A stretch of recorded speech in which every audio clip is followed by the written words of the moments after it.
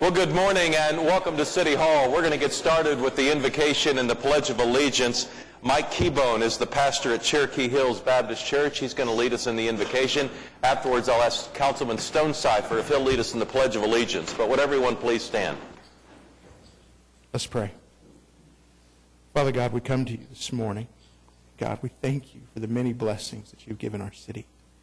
And Lord, this morning we come to you asking you to give wisdom, to give discernment to all of these council members, to the leadership of Mayor Cornett, that God, you would guide them and lead them in every step of the process of leading our city. Lord, so many blessings, so many things to do, but God, you lead us in all of it. Watch over them, protect them. I pray a blessing on them, and I pray a blessing on our city today. It's in your name I pray. Amen. Amen.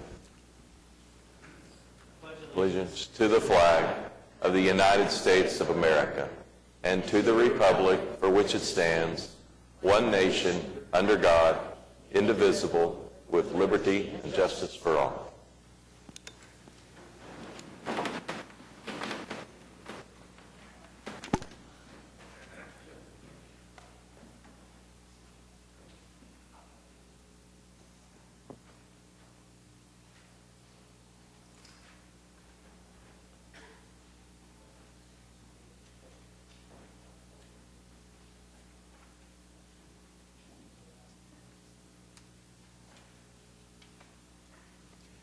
We have some events coming up in Oklahoma City. It'll be a reminder, I think, overall that we're going to be spending a lot of time outside over the next few months. And since we didn't really have winter, it's time for us to do that. Let's start with Litter Blitz 2016. So we have our friends from Oklahoma City Beautiful is here. Mother Earth is here. Where's Terry Trashosaurus? I thought Terry... Spring break. Spring break. All right. Litter Blitz is our annual effort to remind everyone how important it is to pick up trash around Oklahoma City. And because we have kind of a windy climate around here, sometimes we have to work a little bit harder than everybody else. But that's no excuse. We need to do it. And April is the time of month when Oklahoma City Beautiful reminds us. And so we have a proclamation. I'll ask the clerk to read it. Whereas litter is a critical factor in our city's economic health, and a clean city reduces taxpayers' costs to remove the litter and attract new businesses. Whereas Oklahoma City Beautiful and the City of Oklahoma City are teaming up for Litter Blitz 2016. Litter Blitz 2016 is an effort to clean up neighborhoods, parks, streets, and businesses to help beautify Oklahoma City. Each neighborhood, civic, church, and business group can register their team to pick up litter on a date they choose.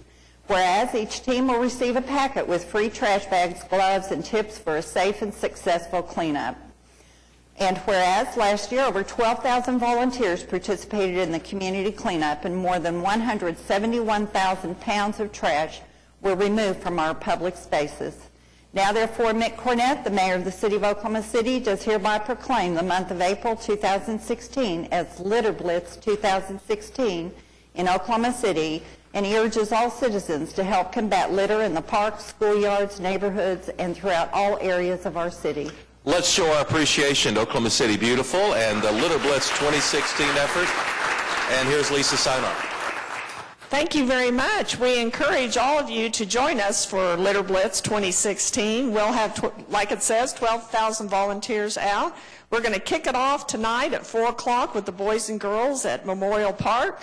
So come join us there. And if you would like to register, just go to oklahomacitybeautiful.com and register. We appreciate if you're a group of 1 or 100, we will put you to work. Oklahoma City Beautiful has been picking up litter for 48 years now, and the problem is it keeps coming back.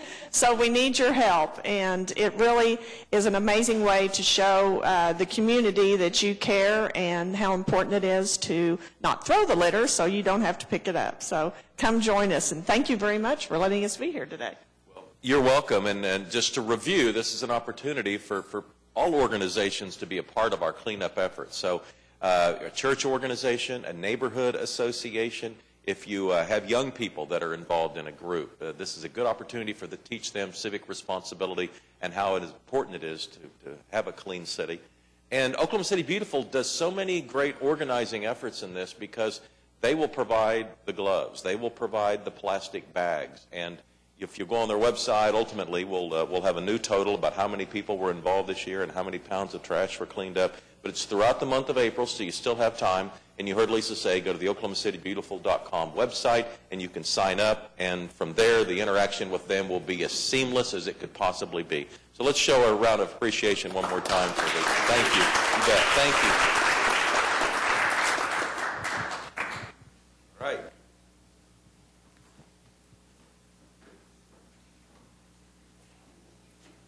All right, Liz. You know, where's Liz? Oh, come on up.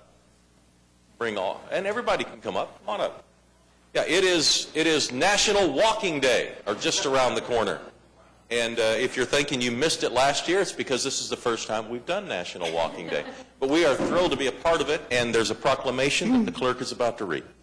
Whereas cardiovascular disease is the leading cause of death in the United States, accounting for 1/3 of all deaths, and stroke is the 5th leading cause of death and leading cause of disability. Whereas the direct and indirect costs of cardiovascular diseases are estimated $316 billion, and obesity is a significant factor driving healthcare spending, regular physical exercise can reduce cardiovascular disease risk and may increase life expectancy. But only 36% of children and 44% of adults get the recommended amount. The American Heart Association recommends that children and adolescents participate in at least 60 minutes of moderate or vigorous intensity physical activity each day, and adults do at least 150 minutes of moderate intensity physical activity or at least 75 minutes of vigorous intensity physical activity, or a combination of both each week. Whereas moderate physical activity has been proven benefits for an individual's overall health, including controlling body weight, blood cholesterol, and blood pressure. And the U.S. Centers for Disease Control and Prevention reported that if 10% of Americans began a regular walking program, an estimated $5.6 billion in heart disease costs could be saved. Whereas by providing families and children with safe places to be physically active, we can take steps towards improving heart health and reducing obesity rates. Walking 1 mile to and from school each day is 2/3 of the recommended 60 minutes of physical activity. Studies have reported that people who have parks or recreational facilities nearby exercise more than those who do not have easy access. Studies also indicate that one of the best investments a company can make in its health of its employees is by promoting a culture of physical activity. Corporate America can decrease health care costs, increase productivity, and improve the quality of life and longevity of the U.S. workforce. Whereas on National Walking Day, April 6th, the American Heart Association will kick off a month-long campaign to encourage Americans to become and remain more physically active with the help of weekly physical activity themes. These 4 themes focus on walking, recreational sports, outdoor family activities, and stress reduction and mindful movement. Now, therefore, Mick Cornett, the mayor of the city of Oklahoma City, does hereby proclaim April 6th as National Walking Day in Oklahoma City, and along with the American Heart Association, encourages all citizens to take a 30-minute walk and to share their minutes walked on social media with hashtag #AHA Lace Up. Let's show our appreciation and support for National Walking Day. Thank you, Mayor Cornett, and thank you, City Council, for recognizing the National Walking Day next Wednesday, April 6th. The American Heart Association and Alliance Health have partnered together, and we are so excited to promote activities in the city that encourage healthy activity as far as physical education, and thank you for all of your support with that. And we'd also like to invite you all to come out to the Heart Walk on April 9th, which is the Saturday after National Walking Day. It's down at the Bricktown Ballpark, and we'd love to invite you all to attend. And how do people sign up? They can go to okcheartwalk.org and join, but it's free to come, so just come on down, and we'll see you there. All right, so again, the ask is to participate in that event on April 9th, but also, if they walk on National Walking Day, which is a week from tomorrow, they should use the hashtag, I don't have it in front of me. Oh, you know it by heart. AHA Lace Up. AHA Lace Up with a hashtag in front of it. Okay, it would be great if Oklahoma City had a strong performance in drawing attention to physical fitness. It always helps our reputation and certainly helps us get more physically fit. So let's show our appreciation one more time to the American Heart Association. Thank you for leading the effort in this area. Thank you.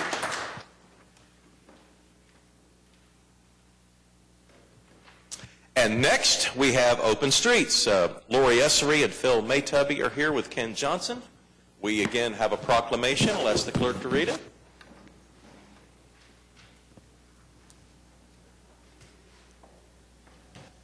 Whereas the City of Oklahoma City has prioritized the health and well-being of all its residents, and whereas active transportation promotes healthier residents with closer ties to their community. And the more residents who choose active transportation, the greater impact we can have on halting the rise of obesity rates. Whereas Open Streets OKC reclaims part of a busy street for a few hours for non-motorized activity. Everyone attending is invited to walk, bike, skate, or board while they meet local business owners and celebrate the unique charm of an historic Oklahoma City neighborhood. Whereas Oklahoma City County Health Department and its partners are hosting Open Streets OKC from noon to 4 on April 3rd in the Uptown 23rd and Paseo Arts Districts. Whereas events of this scope create lasting, tight-knit neighborhoods across our city. Now, therefore, Mick Cornett, the mayor of the City of Oklahoma City, does hereby proclaim April 3rd as Open Streets OKC Day in Oklahoma City. Let's show our appreciation for Open Streets Day. And Lori Essery is going to tell us more. Well, our Open Streets event is this Sunday, April 3rd, from noon to 4, and a great tie-in for National Walking Day. You can start early if you come out to Open Streets. It's our biggest event yet. It's our 4th Open Streets. It's our 3rd at Uptown. We are closing the streets from Robinson to Western on 23rd, up Walker to 28th, into the Paseo District, and we're tying into the bike path that already exists on Chartel. All of our vendors are promoting physical activity and highlighting health and wellness, and all of our vendors are 100% free. If you want to eat at the food trucks, of course, there's a cost, or shop in the businesses. This is a great event to get people out and moving in our city, and also highlight just the area of the city and show how you can get engaged in your community. So we hope everyone comes out April 3rd, and you can check out our website, openstreetsokc.com. Oh, and I do want to give special recognition to the Oklahoma Arts Council, Out of the Box Theater. They provided 8 free entertainment. Well, they paid for them for our acts for this Open Streets. We've never had entertainment before. We even have a stilt walker this year. He's a basketball goal. So we're very excited about that. So we've added a lot, and I think everyone will have a great time. So come out and join us. Great. The stilt walkers always make me nervous, though. I'm just always concerned they're not going to make that next step. Well, thank you all. And again, this is kind of a theme today. Get outside, pick up trash in Oklahoma City, get outside, get healthier, and congregating with other people in the community and the neighborhoods is always a good idea. And if you can make it down to 23rd Street, near all the way up to the Paseo District, be a great time to be out and about in Oklahoma City, and bring your family and friends. And if you have guests in town, they're going to have a good time too. Let's show our appreciation. Thank you. Thanks very much. You bet. Thanks.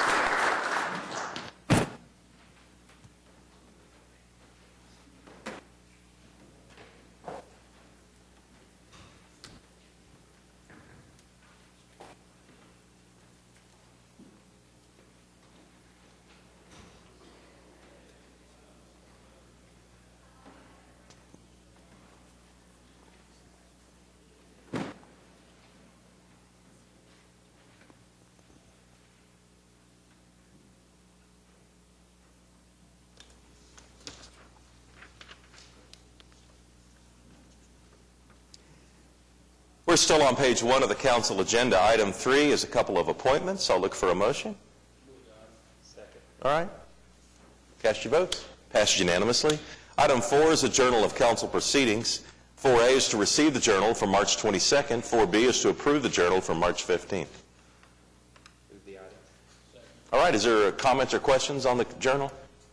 All right. Cast your votes. It passes unanimously. And item 5 is request for uncontested continuances. Mayor, nothing beyond the 2 that are listed, 9A and 11A. All right. Any other requests for uncontested continuances? We'll move on to revocable permits then. Item 6A is a request from the Arts Council of Oklahoma City to host the Festival of the Arts, which will be, I guess, 3 weeks from today is when we'll kick that off. Peter DeLisi's here. Good morning. And Gilbert? Yes. Yeah. Go. We'll need your name and address for the record for both of you, and then. Okay. Gilbert Magdaleno, 4009 Northwest 26th Street, Oklahoma City, Oklahoma. All right. Thanks. And I'm Peter DeLisi, and I live in the Paseo District, 3012 North Lee. All right. And tell us about what we need to know about the Arts Festival. Well, like you just said, it's 3 weeks from today. We're pretty excited. And the journey to get to that point has been a long one. We've been working on this for the last couple of years. We're actually moving right over here to be out on your doorstep. We're very excited about that. And it takes a village, really, to build Festival of the Arts. And we really couldn't do it without the incredible support of literally every department within the city of Oklahoma City. They all have to have eyes on the various pieces of this to help us create a safe and productive event that is very inclusive, and everything from every aspect of parking to walking paths to how we're going to be open, what days we close for setup and tear down. Everything is overseen by so many different departments, from the city manager's office to public works to police department, traffic and transportation. Literally everyone is touched within the city, and it's their support that helps make this event really, really work. You can imagine, after 30 years of being over in the Myriad Gardens, to then come back here to Bicentennial Park, just how much coordination that takes. It's really remarkable. And every step of the way we've received incredible support with the city, and I just can't begin to tell you how much we appreciate that support. Yeah, I think it's a good reminder, because, Jim, I know you and your staff have been working on getting them the infrastructure to run this event, and you might think it's just a bunch of people that set up, and it might take an hour or two to set it up, but we've been working over a year on just getting the site ready for an event of this size, with over 1 million people expected to show up over the week. Well, just an aside there, last year we had a 6-week period of time that we worked on setup. We've reduced that down to 10 days so that we can keep this area running over here. You know, this is the heart of the city right here. And in order to do that, we've just had to coordinate on every level. And I think it's going to work. We're pretty excited about it. Be patient with us this first year. It's going to be an interesting process. The streets will actually close on April the 8th, and they'll stay closed through the 29th. Hopefully we'll be able to get them open very, very shortly after the event is finished. But we have to move in 126 tons of steel, which is kind of an interesting number, and it has to be all platformed and brought out and then disseminated all throughout the grounds. We're the only event of this size that actually flies all the electric. We don't have any cords on the ground anywhere for people to trip on anywhere in the event, which is unlike, well, anything else in the state. It's a remarkably well-orchestrated process, which you've helped us with in every aspect, and we really, really appreciate that. And if people are unclear exactly where it's located, it's just between Civic Center and City Hall, and Walker is the main north-south street that'll be shut down. Yes. And if you're as old as me and remember 30 years ago, this is where we held Festival of the Arts. The first time I ever went, that's where it was. So it'll be nice to kind of have those memories brought back to us. Well, I'm going to have Gilbert talk to us a little bit. Gilbert's the festival director, and he's going to tell you all about the big party that you're going to come to on opening day. Okay. Yes, I'd like to invite you to opening ceremonies, which I believe you and the governor will be speaking at. It's on the west steps of City Hall, Tuesday, April 19th at 11 a.m., and then immediately following is officials luncheon in the Hall of Mirrors, where we provide samples of the food offered at festival. Okay. And Ed, did you want to say anything? So in the movement, we spent how much for TIF funds? Like $1 million, $1.5 million? I don't recall the exact number. I don't Between know. $1 and $1.5 million of changes to get it to this side. Have all those been completed? They're not completed yet, but they're still working on it. We're making good progress, and will be completed in time for the fest. And the reason presumably we moved was because of the Clayco development. Now that that's not occurring, There's more to More it to than that, that. obviously. The Okay. modern streetcar had an impact on it. Obviously, potential development there also had an impact on it. okay. So you'd anticipate staying at this site from here, next year and onwards? We anticipate staying at this site for as long as they'll have us. We love this site. Okay. This site is so centrally located in relation to all the businesses that surround this area and all the residential living that now surrounds this area. You've got to remember that a lot of people that work in downtown, there's over 30,000 people that work in downtown Oklahoma City, they get half an hour or maybe an hour for lunch. And their schedules are pretty strict. We want all of those people to be able to come and have a bite to eat at the Arts Festival. And so in this particular location, you can walk out of your business and be here within a couple of minutes. Okay. So even if the Stage Center site stays empty, you would stay at this site? Absolutely. Okay. Well, you got it. Also, the modern streetcar is going to go right down Hudson. Well, Hudson was the artist row, and really the main focus point of the whole event. And I think the streetcar is going to be running every 20 minutes, pretty much all day long. There's just no way. That was the game changer. Gotcha. And it's a very important piece of the infrastructure of our city. We totally understand that, but it did give us an opportunity to really take another hard look at the festival. And this is the 50th anniversary for the festival. It's been around for a long time. And once again, we really appreciate how much thought and effort went into the planning. This wasn't the only location that was looked at for the festival. There were several locations. And there were several locations within the Myriad Gardens that were very seriously considered, all the way down to creating schematics to see how it was going to work. But there are other streets involved with the Myriad Gardens that also have activities going on that time of year that can be somewhat problematic, depending on, well, problematic in a good way. If the Thunder gets into the playoffs, of course, that creates a lot of congested scenarios over on the Robinson side, which would have been the natural place to move some of the things for festival. And it would have made it very difficult to do that event in conjunction with some of the other activities that currently go on in downtown during that particular time of April. Great. Thank you. Good luck. All right, how about a motion then to approve the revocable permit request? All right, cast your votes. Passed unanimously. Thanks. Thank you so much. You bet. See you in 3 weeks. Item 6B is a revocable permit from the Oklahoma City County Health Department. This is to hold the Open Streets OKC event that we just heard more about, or we just heard about. And they're back. We're back. Okay. Any comments or questions from council? All right, how about a motion then, and we'll move this forward. All right, cast your votes. It passes unanimously. Thank you all. And item 6C is a revocable permit request from the University of Oklahoma's Community Health Alliance to hold the OU-CHA Health Dash. This event, if approved, will be on April 2nd. Garrett Waller is here. Good morning, Garrett. We'll need your name and address for the record. My name is Garrett Waller, and my address is 101 Northeast 53rd Street, apartment 3514. Okay. And tell us about the Health Dash. So this is the 7th annual running of our Health Dash, and it will be on the Health Sciences Center campus on Saturday, April 2nd. So you have time to go from here to the open streets on the 3rd. And it's benefiting the Good Shepherd Clinic, which provides health care to the uninsured in Oklahoma City.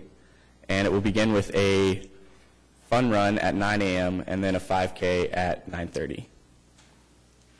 All right. This event is in Ward 7. John, you okay with this? Thank you, Mr. Mayor. I move for approval.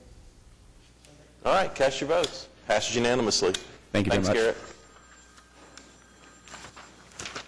And finally, a revocable permit from Rugged Races, LLC to hold the Rugged Maniac 5K. Is anyone here representing this event? All right. John, you want the Maniacs in Ward 7 on April 30th? Thank you, Mr. Mayor. I move for approval. All right. Cast your votes. It passes unanimously. Or recess the council meeting, convene as the Oklahoma City Municipal Facilities Authority. 2 items today. Is there a motion on the MFA? All right. Cast your votes. It passes unanimously. We'll adjourn the OCMFA, convene as the Oklahoma City Public Property Authority. It's like 5 items here. All right, cast your votes on the PPA. It passes unanimously. We'll adjourn the OCPPA, convene as the Oklahoma City Environmental Assistance Trust, just the claims and payroll today. All right, cast your votes. It passes unanimously. We'll adjourn the OCEAT and reconvene the council meeting with the consent docket.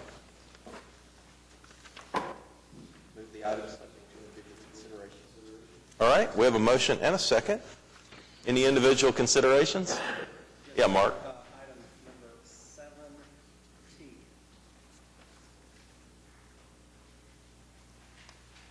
S and AD like Delta. L.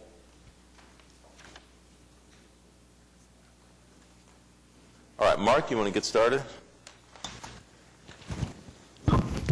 I'll try. I'm moving a little slow, sorry. I just wanted to highlight item 7T, which is a joint economic development agreement with the Economic Development Trust and Paycom Software.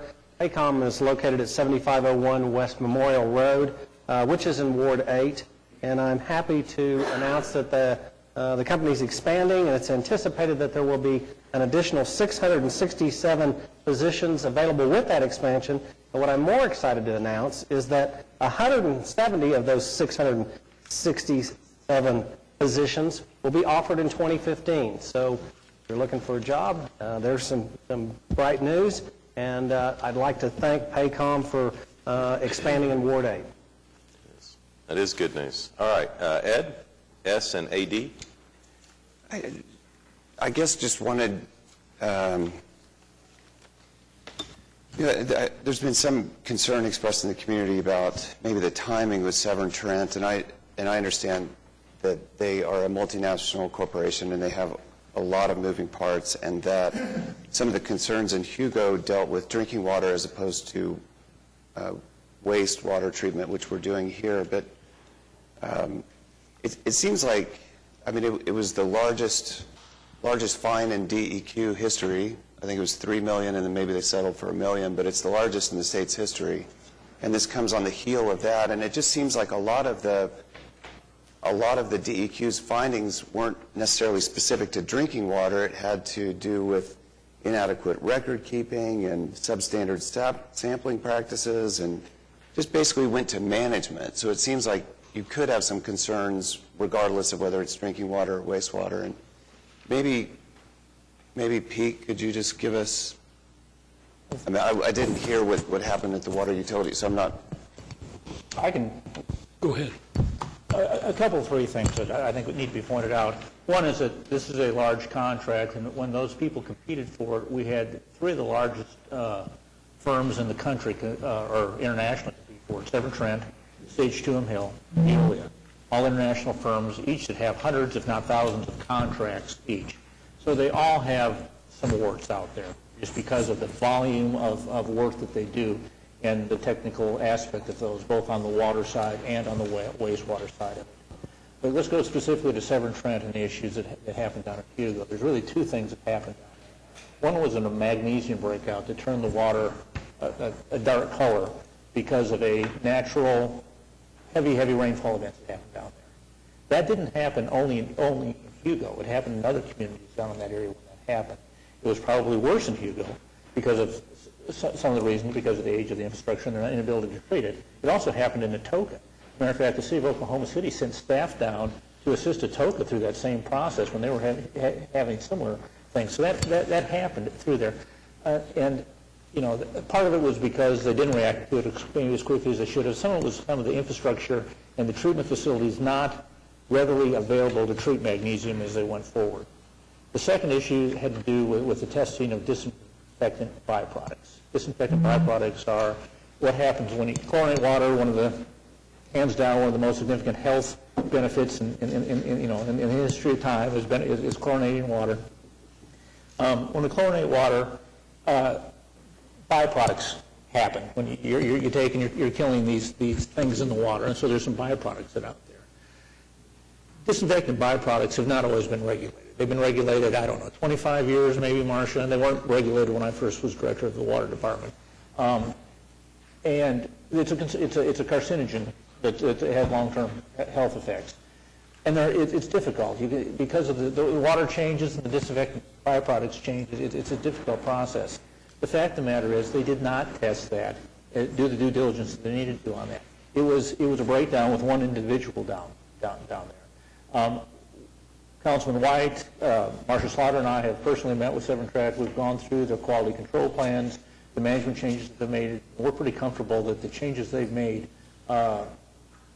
will be strong. We will clearly monitor it very closely, and we think that it's that they've corrected those issues, and we'll have a successful project in Oklahoma City. It seems like there were also like vegetation growing in areas that they weren't supposed to be, and I mean the DEQ would recognize all those factors and decided to levy the largest fine in the state's history, and a lot of that was based on, I mean, you're indicating that there were. You're correct. It was a large fine.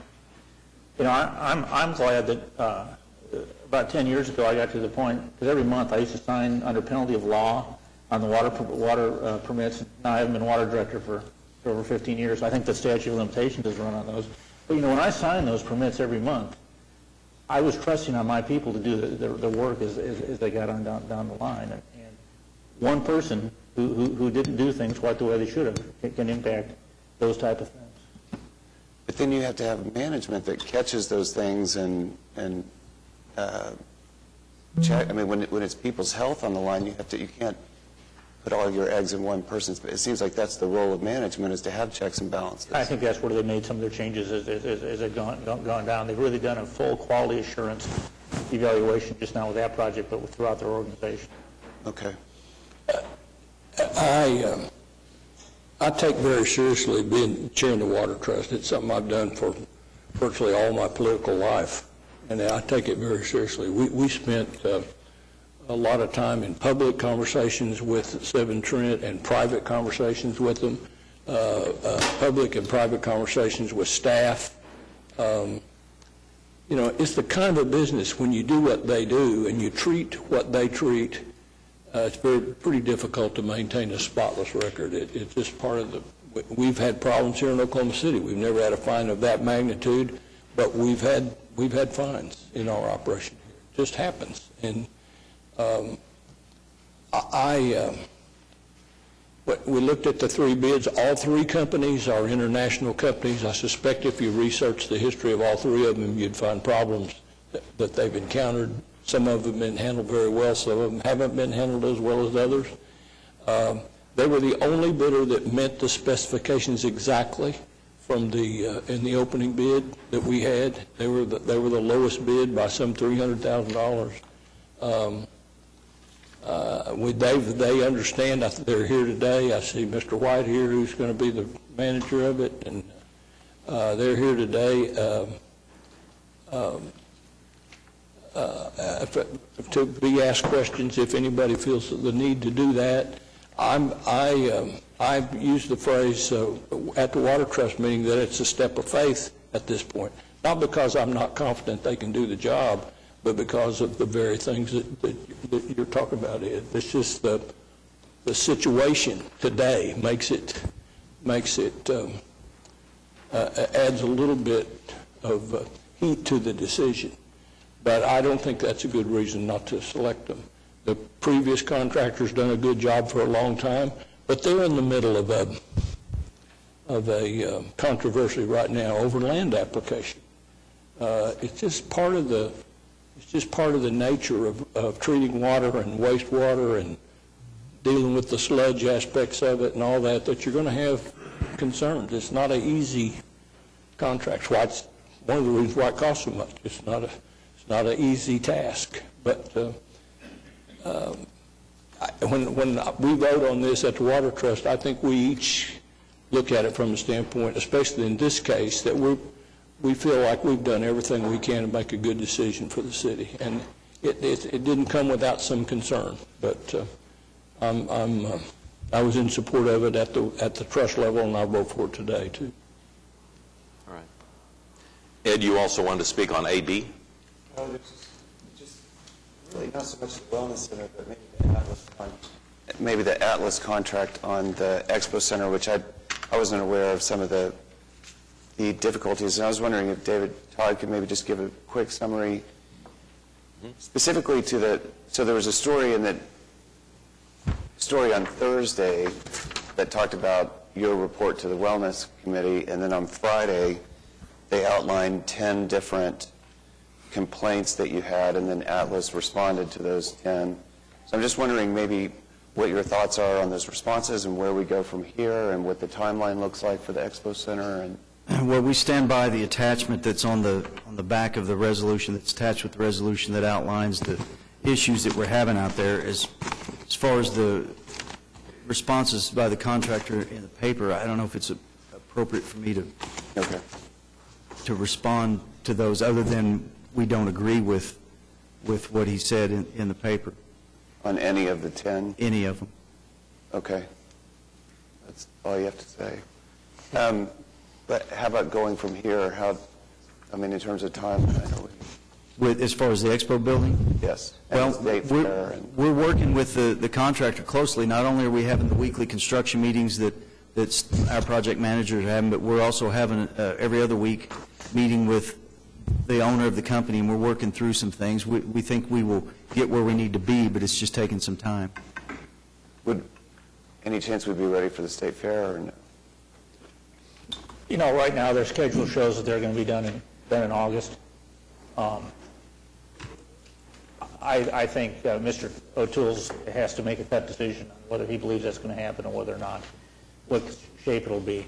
I think we're pretty sure that the outside will be, well, I think that the outside will be complete, and that you won't know that there's construction. It's going to be in a pretty good place.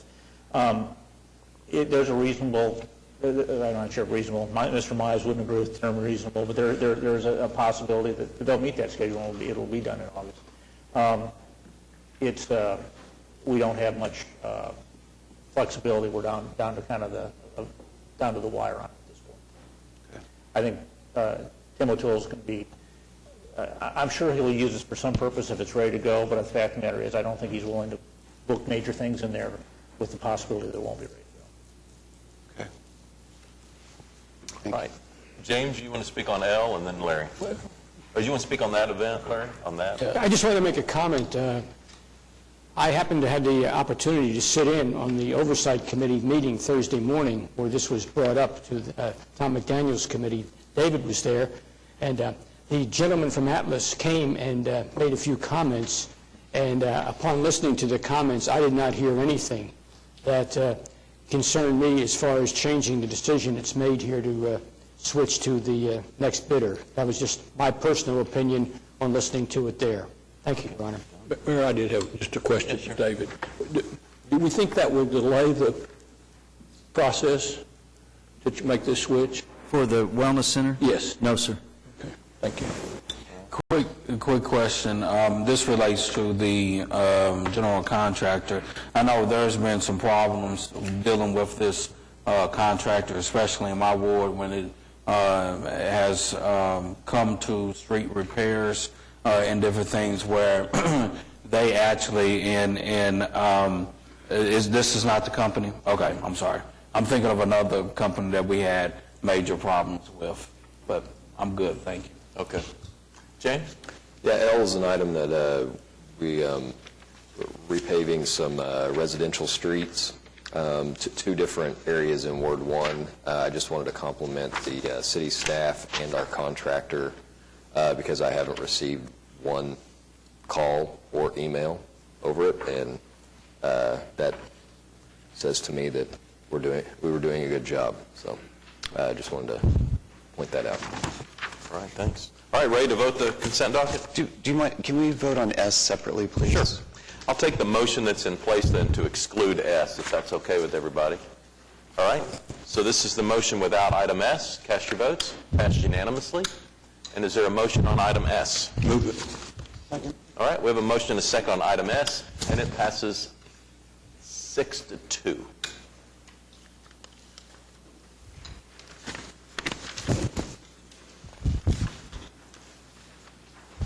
All right, we're on to the concurrence docket. Is there a motion from the council? Not me. Not me. I've got some skin in the game. Okay, is there a second? All right, we have a motion and a second on the concurrence. John? Mr. Mayor, if I would, on 8-7, can I get after this meeting more information about A? Which one? 8A. 8A, okay. And And you're that- and that's relating to F.D. Moon Elementary School. Okay. All right, we have a motion and a second. Any comments or questions on the concurrence docket? All right, cast your votes. It passes unanimously. Item 9 are items that require a separate vote. The first is a zoning case in Ward 2, and this item's been deferred, has it not? Okay, it's been deferred until April 5th, so 9A has been deferred. Item 9B is a purchasing agreement, and do we have the bids in yet? We do not. Okay. So we need to hold up on voting on item B1 and 2, is that right? Yes, sir. And C, is C also? Yes, sir. Okay. So we'll kind of move past item 9B and C and come back to those. Item 9D is a public hearing today, and this regards our impact fees. We have some people that have signed up to speak.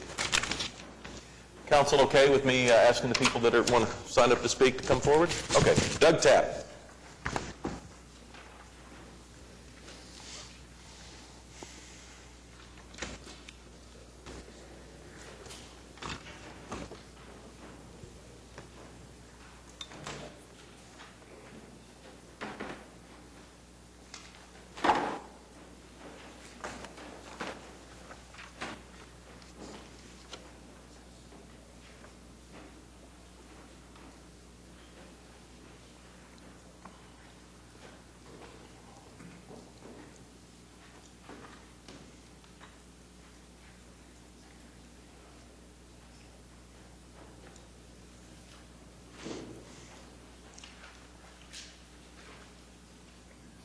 Thank you, Mary. Thank you, Council. My name is Doug Tapp. Business is at 605 Northwest 13th here in the city. We appreciate the time that you've allowed us to analyze the impact fees. We were in here a couple of months ago, and you were gracious enough to give that a delay. I can tell you that between a few of us, we've spent numerous hours looking at other cities, other areas of the country to see what those cities are doing, what kind of fees they have in relationship to what's been proposed.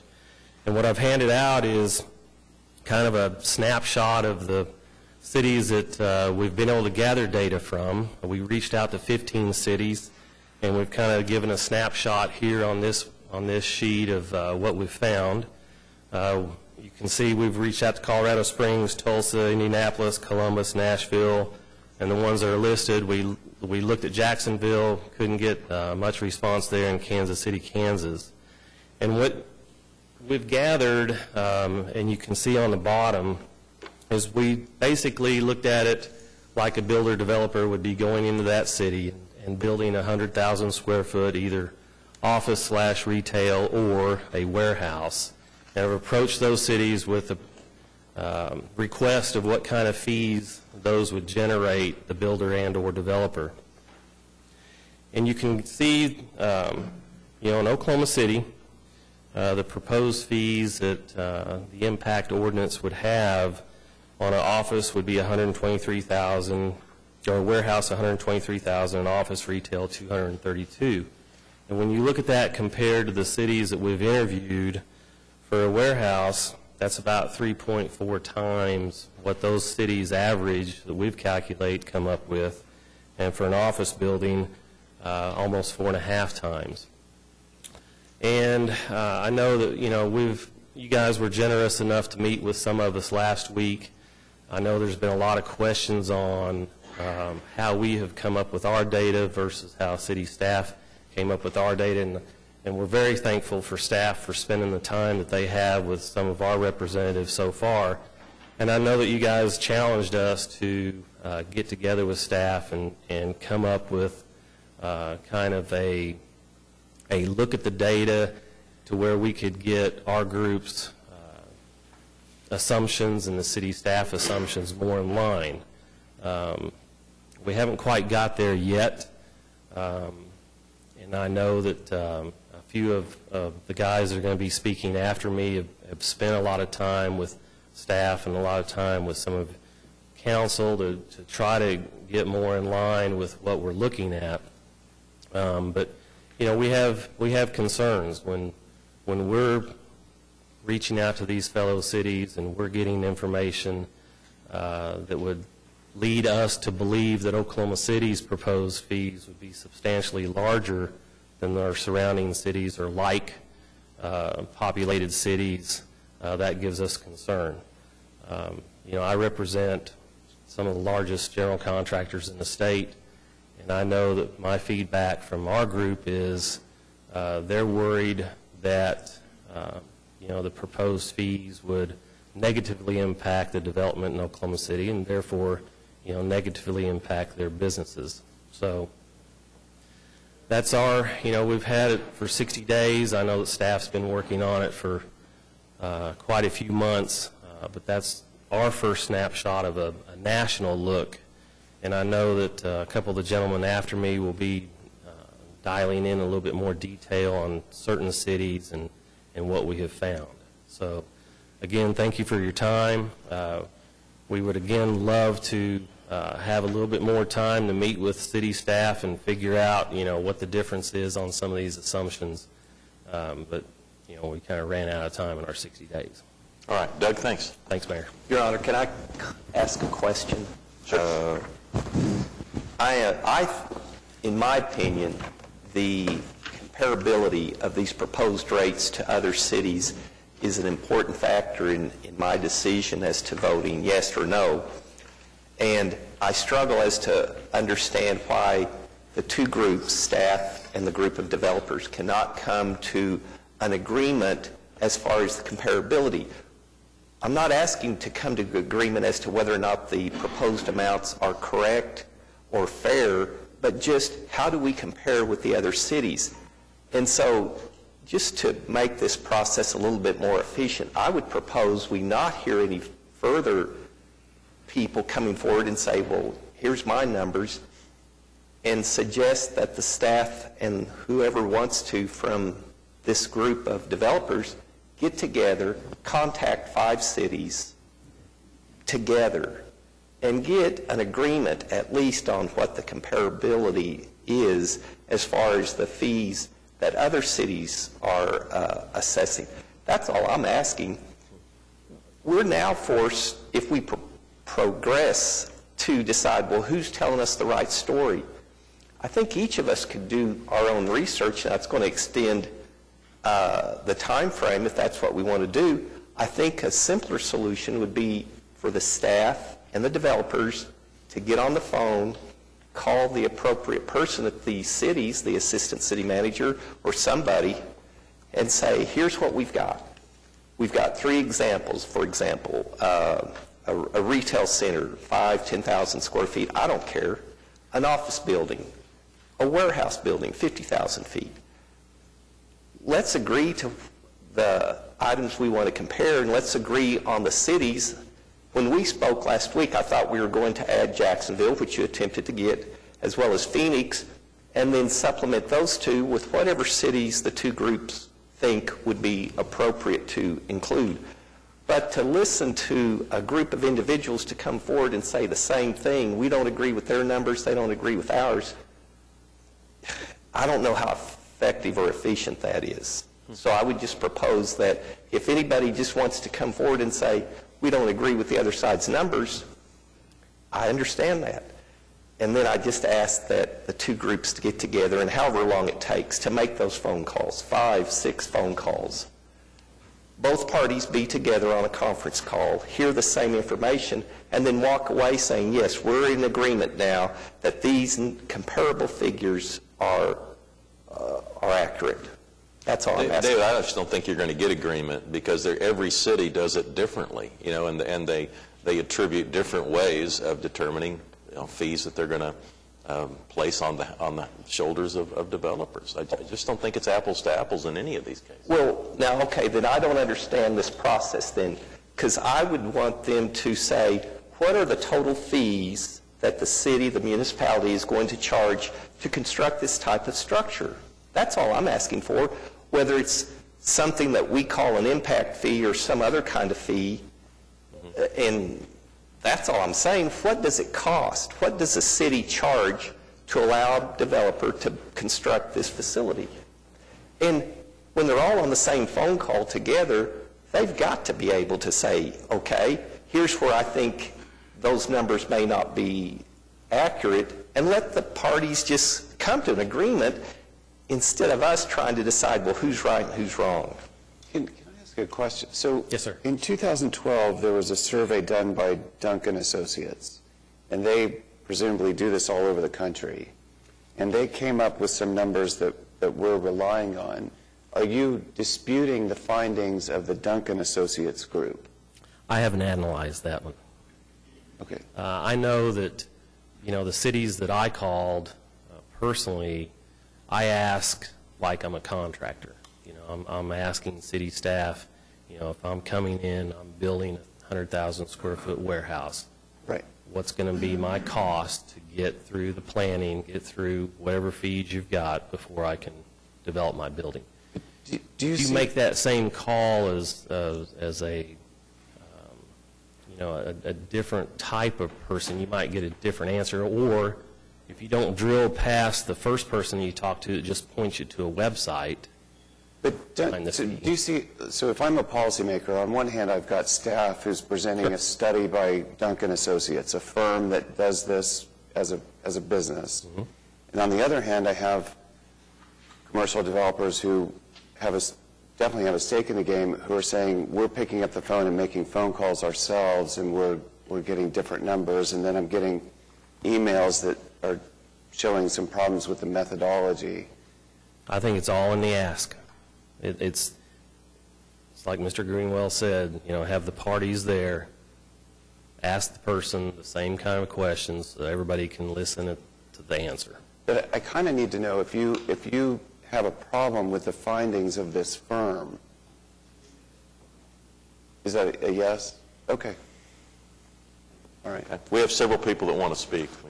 The one thing I'd just say quickly, and I agree with David's comments, and the one thing that sticks out in my mind, Your Honor, is that in looking last night at this chart on 100,000 square foot offices and warehouses, the fees just don't tie. If you look at Nashville, Indianapolis, Charlotte, their fees are dramatically lower than what's represented for Oklahoma City, Fort Worth, and Colorado Springs. And that must be attributable to other funding sources. They can't have their fees that much lower and build the infrastructure that they built in Nashville, and Indianapolis, and Charlotte. And so there's some confusion there in my mind. And the other thing that jumps out at me that I have some concern about is Mr. Odom was kind enough to send me an email that talks about the common area maintenance leases for large commercial tenants. And what jumped out at me was it says the following items shall not be included in the calculation of the landlord common area maintenance cost, any impact or development fees.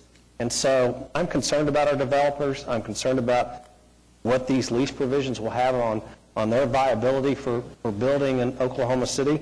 My goal is I want everybody to keep building in Oklahoma City, and I want to grow our sales tax revenue. But I do have the same concerns David has, and I have the concern about this lease language.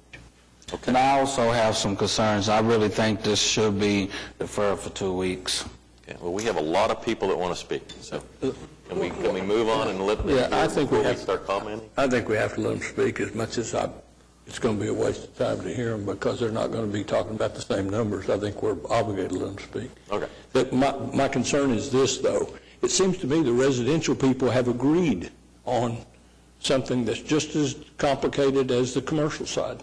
They've agreed that you can determine what the relative comparison is and use the same number. The reason I think commercial people haven't done that is because they didn't get started trying to do it until about a month ago. This has been going on for a year and a half, lots and lots and lots of meetings, at which time the commercial people's attitude was, we don't want any increase. We're opposed to any increase. And so if you don't participate in the process, then they're actually winning today by having it so complicated we have to postpone the process. So I think it's time to quit this back and forth stuff and get involved in it, because residential people found a way to do it.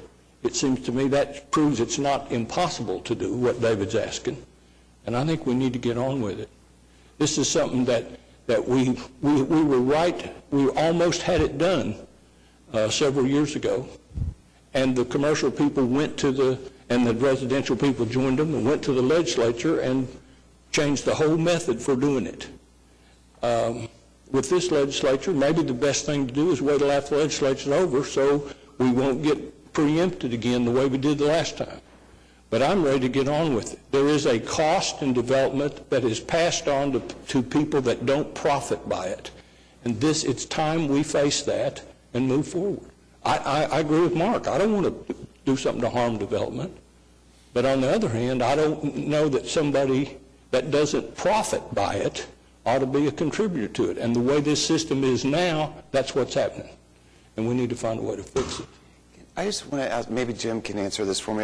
This will help me understand as we hear all the speakers. When we're talking about these comparable cities, Oklahoma is the only state that doesn't allow municipalities to draw from property tax to pay for operations. That's correct. So would that impact this? I mean, we can't, I mean, you get the development, you get property tax growth in other cities, and then they get to pull on that property tax for their operations. Here we don't. So how does that? That's a big question, because there's so many factors involved, Councilman. Some cities get revenue sharing back from the state that they can use. We don't get any revenue sharing back from the state of Oklahoma. And I doubt that we will this year either. I know that we won't this year. The property taxes is a common way to do that. So the property taxes generally come back to help in those type of operations. We don't get property taxes here for operations. We all know that. That's another factor that lies in. There's just different mechanisms in different cities and how they do that.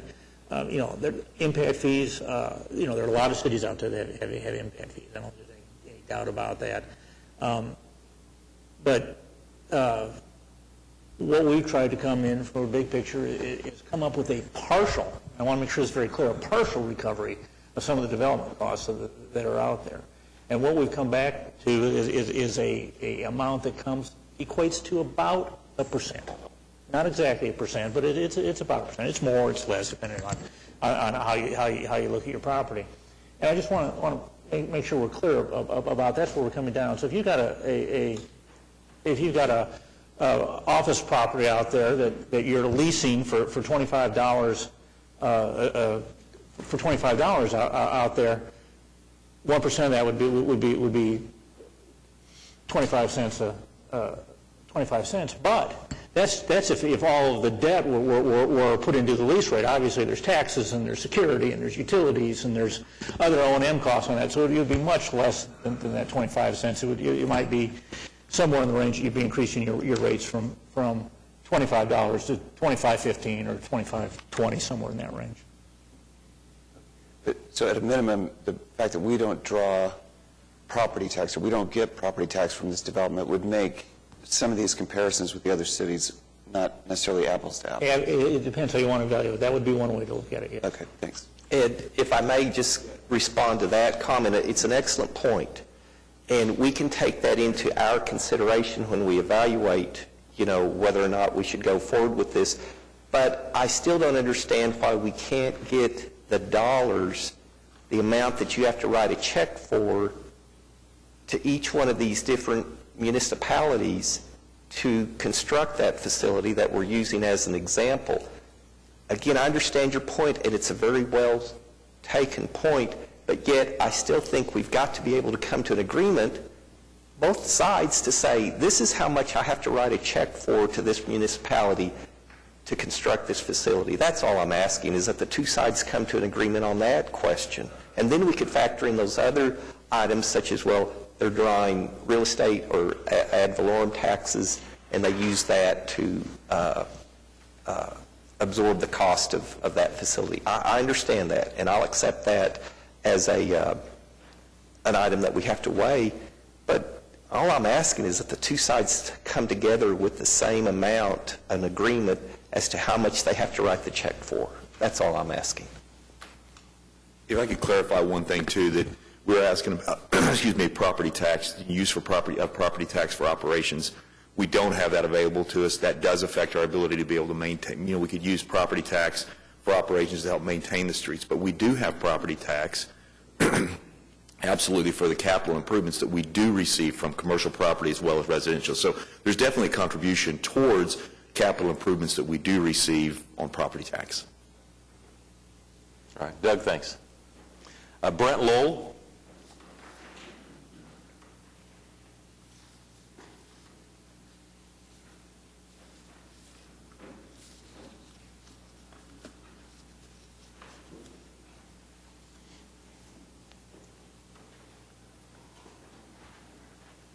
Morning, Brent. We'll need your name and address for the record. Brent Lowell, 6901 Northwest 63rd.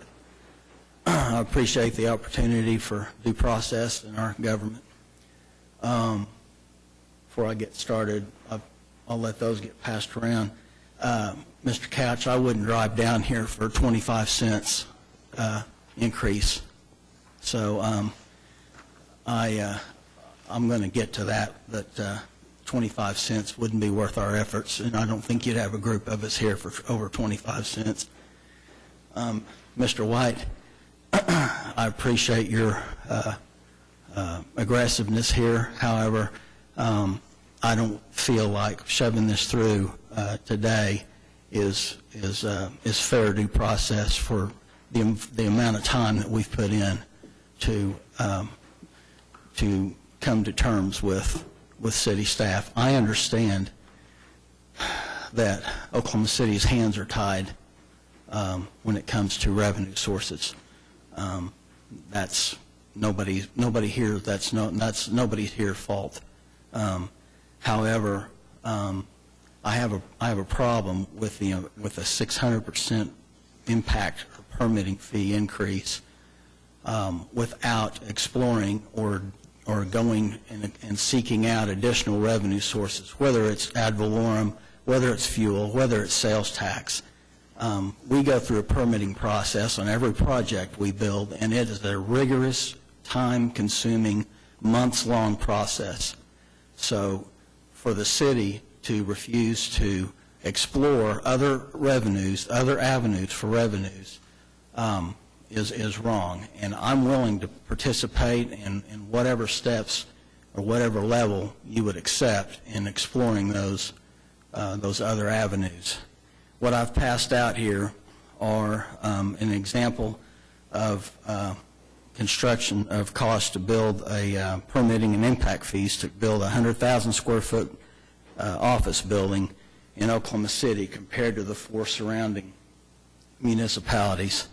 As you can see, Oklahoma City is fairly even with Moore and Norman, and Edmond has got us by, I don't know, 40% or something.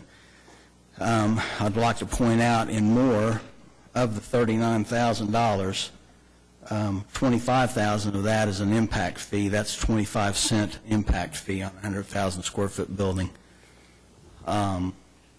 So if you look at our current scenario, Oklahoma City would come in at about 33,000.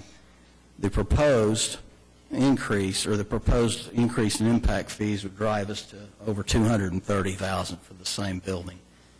So I'm having a hard time equating that to a 25-cent increase. But this 100%, 600, 700% increase in our permitting cost is a stifling amount. And in our understanding, or what we've been told, is that this is going to only generate about $6 to $7 million, about enough to widen a 1.5 miles worth of roads here. So, my proposal, or what I would ask is, let's do it right, or let's not do it all. Let's explore other revenue sources, and if it takes a year, if it takes 2 years, let's do it right. The correct way would be the equitable way. We've got Oklahoma City proper has got somewhere around 600,000 people. However, the metro, we're at about 1.3 million. And a vast portion of that 1.3 million come through Oklahoma City. They dine here, they buy fuel here, they shop here, they spend money here, but none of the collected sales tax or fuel tax dollars they spend here stay here. So they use our roads, which is great. We want their money, but we also need to be able to maintain our infrastructure and that needs to be collected from people that are using our city streets. So, any questions? No. Thanks, Brent. Sean Rieger.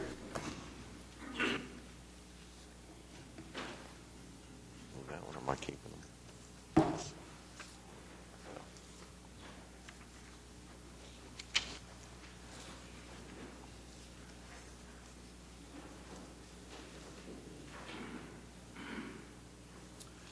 Thank you, Your Honor. Sean Rieger at 136 Thompson Drive in Norman. And I'm an attorney advocating on behalf of the Central Oklahoma Home Builders Association. I think you will actually hear a little bit of the difference, as Councilmember White suggested, when you hear our comments versus the commercial group. And we certainly respect and honor their positions on this matter. We are a different group in that, and I would say it's often said in real estate, there's an old phrase that that commercial follows rooftops. Perhaps it's the same in this debate, and perhaps it's the same in your considerations as well. It is without rooftops of the residential builders that I represent, there would be no commerce. It is the fundamental core of what we are growing in a community, is the rooftops and the residences and the individuals that choose to call your city home. We've been at the table with you a very long time. In fact, the Home Builders Associations have a long history with your government in this discussion.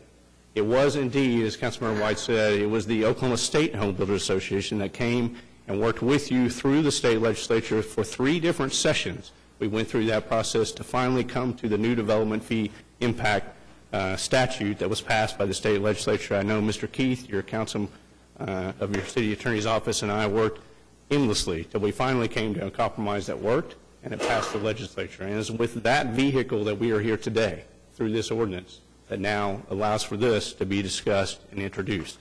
And it is at the very inception of this discussion that we were with you again, this time through the Central Oklahoma Home Builders Association and COBA, who I represent, that we came to the table with you at the onset to discuss these provisions.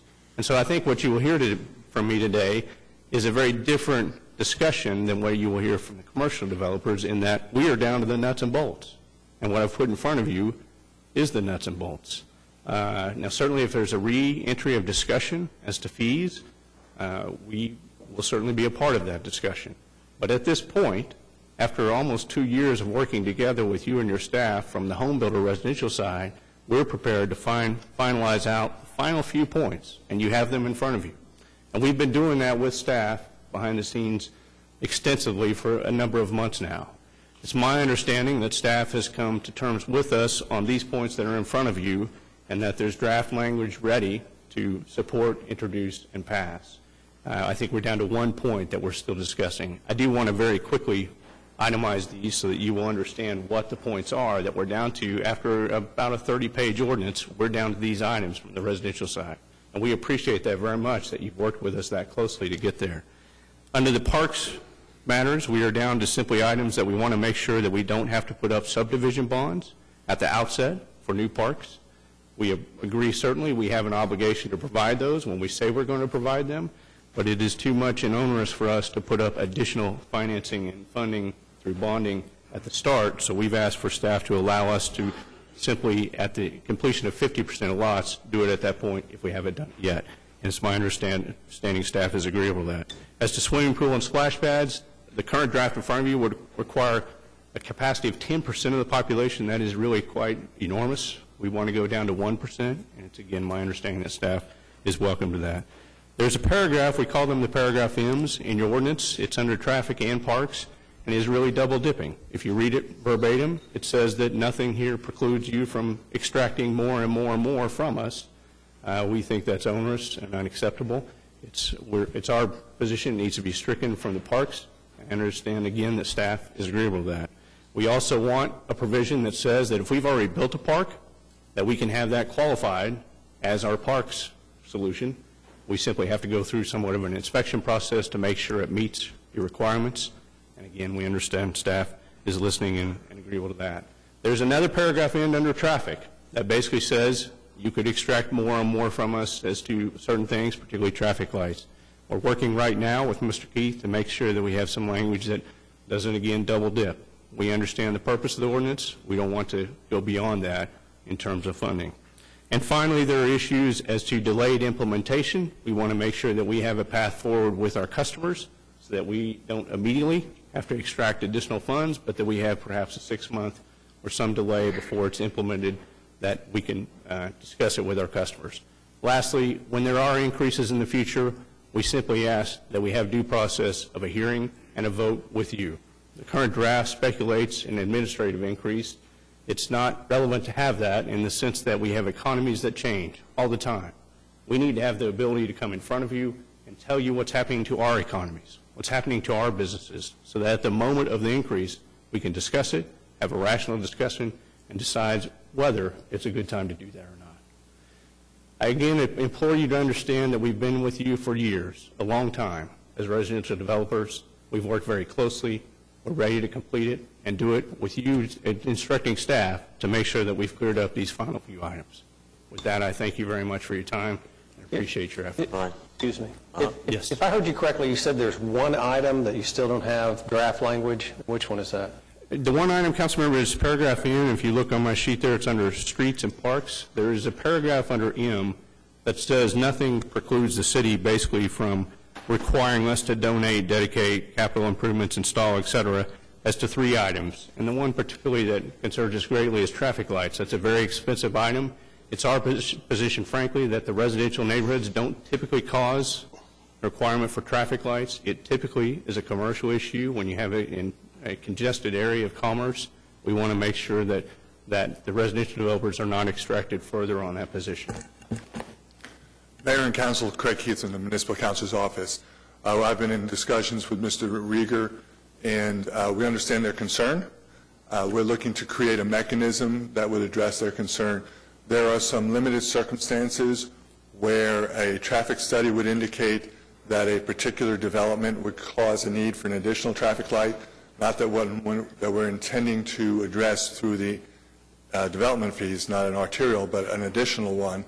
And so we're trying to find the language to create a mechanism wherein if a traffic study indicated that a particular development created a particular need for a traffic light, that could also be required.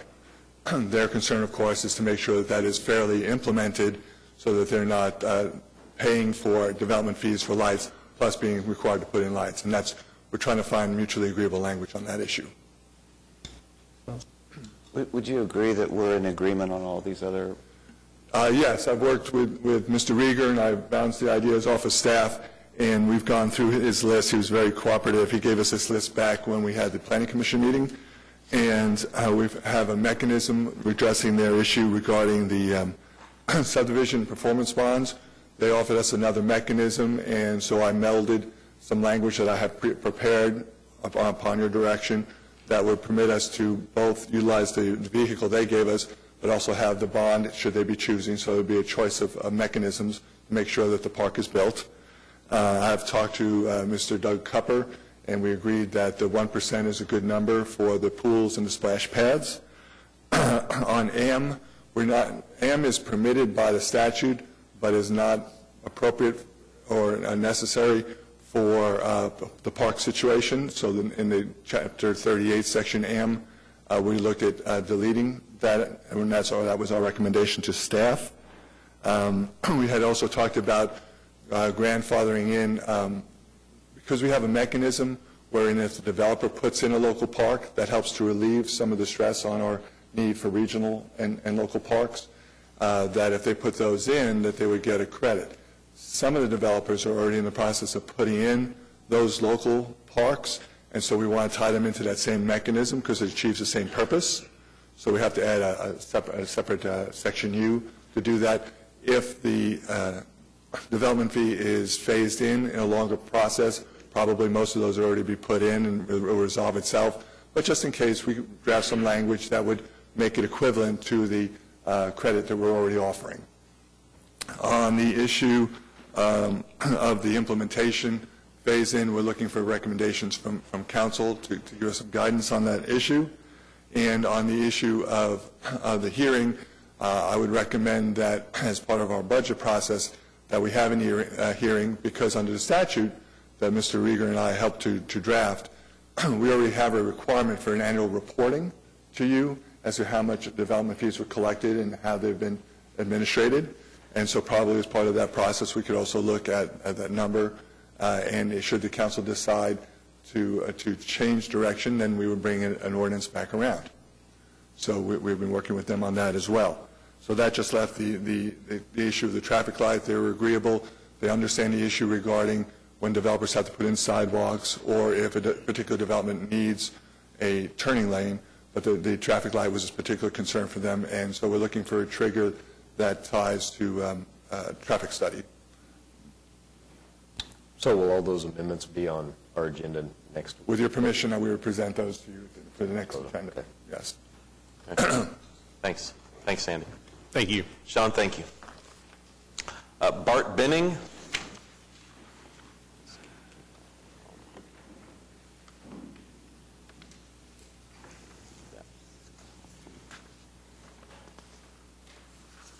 Hello, I'm Bart Benning, 11900 North Pennsylvania, Suite AA.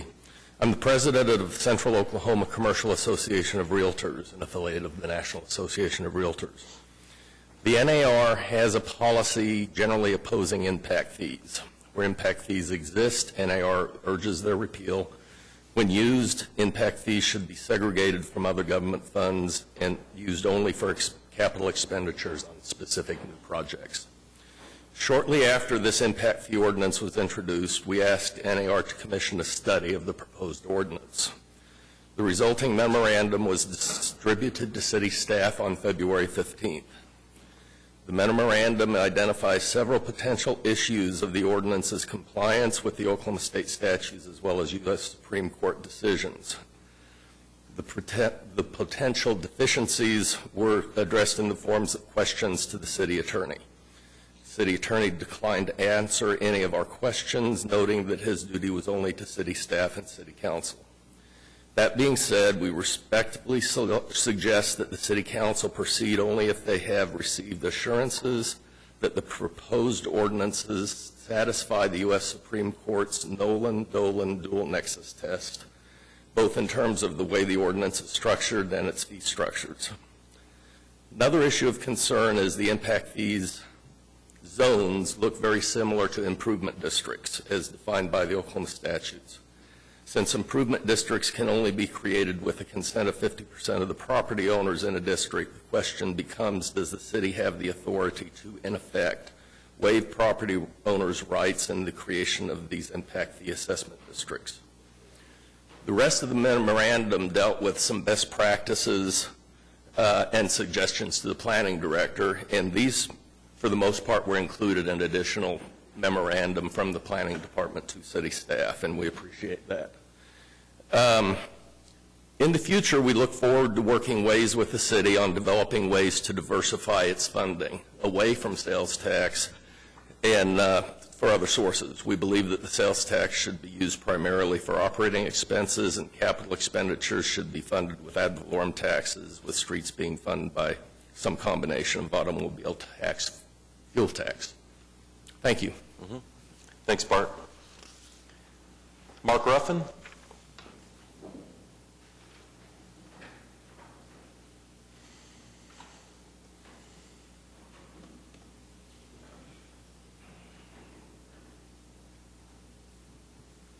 Morning, Mark. Good morning. Mark Ruffin, 227 Northwest 16th Street. I'm here to not even talk about whether these impact fees are good or bad, but to defer to really to talk to your question first, David, is that we would respectfully ask the city or that you guys would grant the staff the leeway to work with us for another 30 days. I know it sounds like we are pushing things off. We have no interest in having this drag on. We really want this resolved. I needed to have it resolved. We needed to have it resolved. We need to get back to work. We've had some conversation with city manager, some conversation with city staff. We've come to a general, I think, framework of two of our members to meet with two of the staff members to establish the framework by which we would all agree or is the reference point. Number one, permit data. are we all using the same permit data, the number of square footages that the city is permitting? For example, the city has maintained, or not maintained, but suggested that the permit fees that have been proposed would raise about $6.7 million.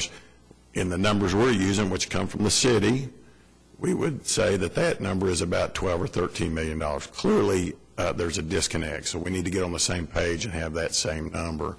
We have peer cities that we disagree are peer cities, so we've come up with a list, and you referenced a report that was done by Duncan, and I don't have a whole lot of trust in consultants, so I'd rather verify this ourselves, and I think we can do that with the city.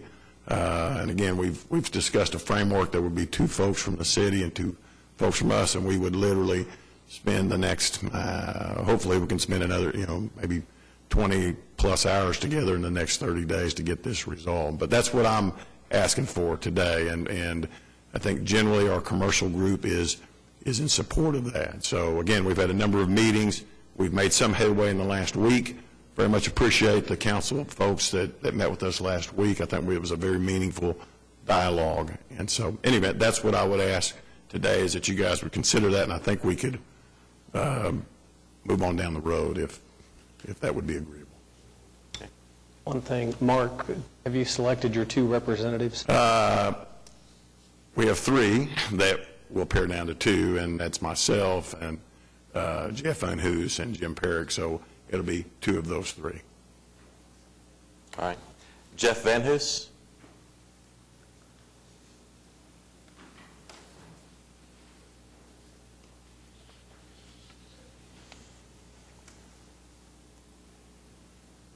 Morning. Good morning, Mayor, council members, staff. Thank you for this time. I'll need your name and address. Jeff Van Hoos, 11612 Old Mill Road. Our goal during all of our studies that we've been very, very active in the last 60 days was to find the real numbers, because that's what really matters when it comes to keeping Oklahoma City competitive among peer cities. We called a lot of cities and ran total permit cost for each city. And oddly enough, Fort Worth was the only one that has a transportation impact fee. I don't know why that surprised me, but it did surprise me. As it turns out, Fort Worth's impact fees are reasonable. The Texas law has a simple rule. The city cannot charge a developer more than the proportionate share of the actual traffic impact for each development. In Fort Worth, they have 2 fee schedules. They have a fee schedule 1 and they have a fee schedule 2.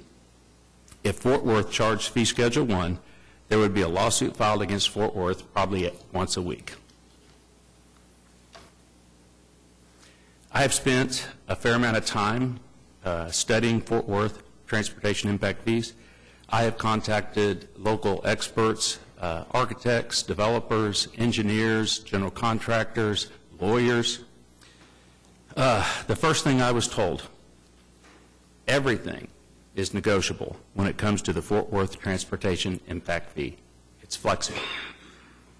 The second thing I was informed was the Schedule 1 transportation impact fee is only there to make you feel good about what you end up paying, which is considerably less.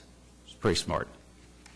When you first walk in the door to buy a permit in Fort Worth, they just automatically give you an 82% discount off of fee schedule 1. Not a bad deal. So you start off at 18% of fee schedule 1. Then you can take credits for simple things like giving the city a right-of-way for a future road widening. Or if you're building on a major roadway, like most of us do, there really aren't a lot of improvements. They give you a 50% credit off of, you're already at 9%, they give you another 50% credit. So there's just many credits. After you take the credits, you can go to the next category. It's called discounts. Just like credits, there are many discounts available. The obvious is a discount for creating new jobs or creating sales tax. So this really gets the transportation impact fee in Fort Worth from 18%, you can get it down to about 2%. And on a 100,000 square foot office building, you are now talking about a $16,000 impact fee, which is 16 cents a square foot. The process is complicated for some, so 3 Fort Worth law firms have become experts, and they will walk you through the entire process and cut the best deal possible with the planning staff. The process takes about 4 months.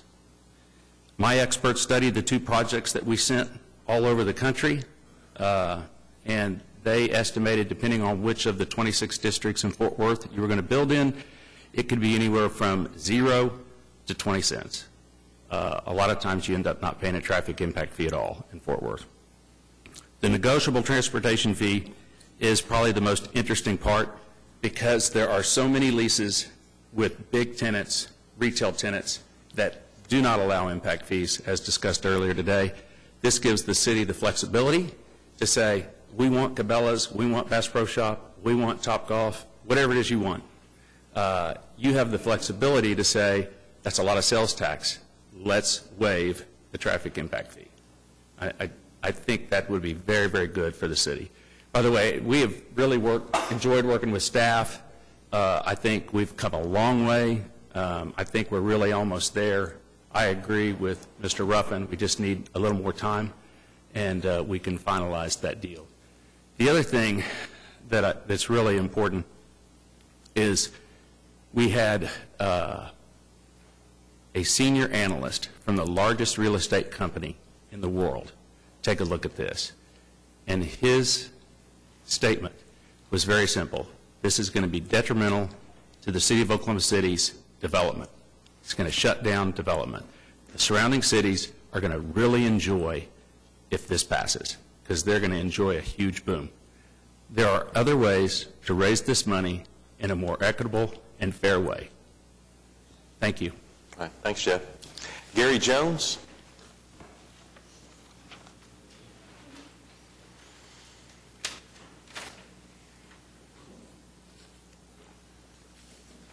Good morning. Gary Jones, 5525 South Enchanter Drive, Oklahoma City, Oklahoma. I am the Government Affairs Director for the Oklahoma City Metropolitan Association Realtors. And the reason I'm here is to put us on record. First, I too want to thank the staff. They've done an unbelievable job as far as working with organizations like mine in an effort to provide information and also listen to concerns. And what really makes this really wonderful is that they've done everything they can in order to accommodate it. What I think is really great about your staff and what City Manager Couch should be excited about is that we're trying to find ways to facilitate a way to go forward with a win-win for everybody involved. And for that, we want to show our appreciation. As was stated by one of the previous speakers, Mr. Benning, who's also representing commercial realtors here in the Oklahoma City areas, the National Association of Realtors has a position that they're opposed to impact fees.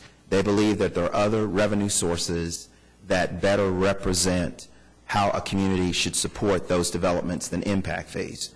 We take no position one way or the other.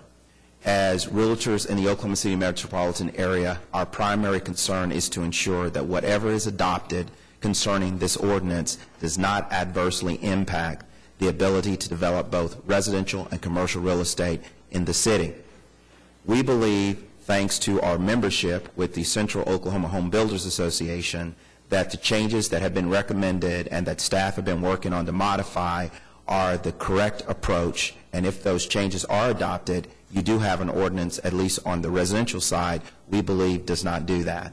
On the commercial side, there are some concerns about the fees that are currently being proposed. We're not going to stand here and say we're experts because we're not developers, but we do know from our research and from the information that Mr. Benning related to from the National Association of Realtors that there should be some concerns about what those fees are. I think, Councilman Greenwell, you're right on target that we need to make sure we have the right data. But what we hope happens is that you will allow the process to be extended. I don't know if it needs to be 30 days, but it needs to be extended so that there can be a flushing out of the information. Our hope is that there can be some reasonable agreement about the impact fees and we can move forward. The realtors in Oklahoma City, again, are only concerned about continuing the viability of the real estate industry in our city. And right now, we're very viable, and we don't want to see that hampered. Thank you very much. All right. Thanks, Gary. Jim Perrick.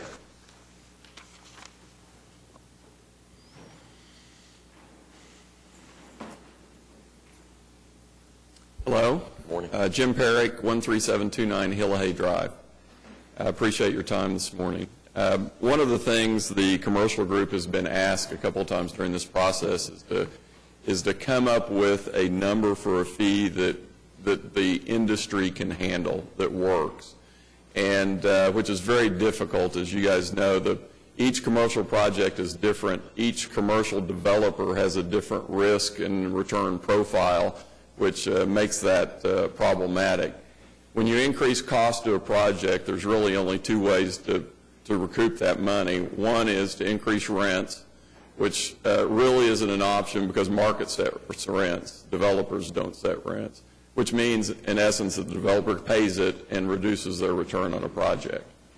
And so the best approach, we thought, was we got a pretty good cross-section of commercial developers in a room, looked at the peer data that Jeff was talking about, and really kind of talked through what numbers would work to a project that would that we thought we could live with as an industry. And so I think most of you have been given this information. It's been given to the city staff before, but I want to run through this real quick.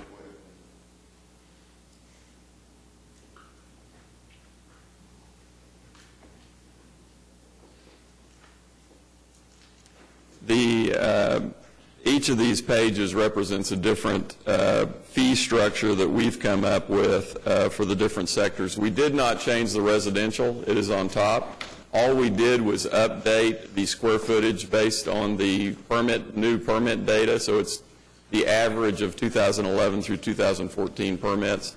If you turn the page, and we're not going to go over these in great detail, I don't want to get lost in the numbers, but the industrial is the first one, and so we basically focused on new growth and said, okay, what can we do? What extra burden can these projects bear and not kill the projects? So we talked about that with a lot of developers, came up with a schedule there based on the size of the building.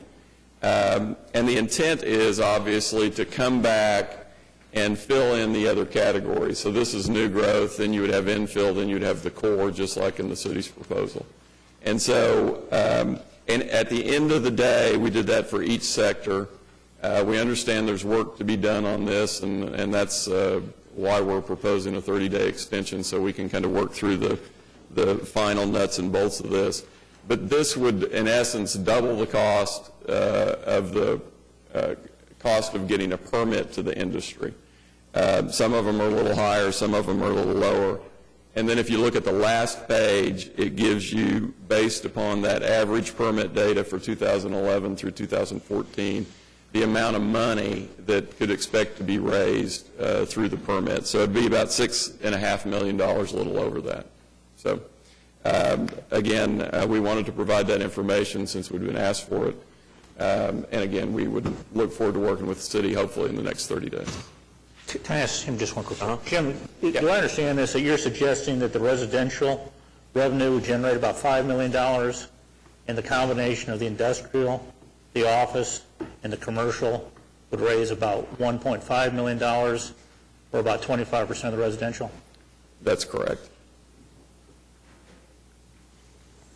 Okay.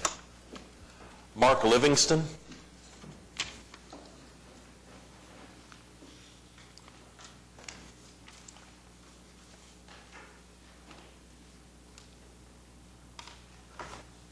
Good morning. Mark Livingston, Development Services, 1200 Northwest 63rd Street in Oklahoma City.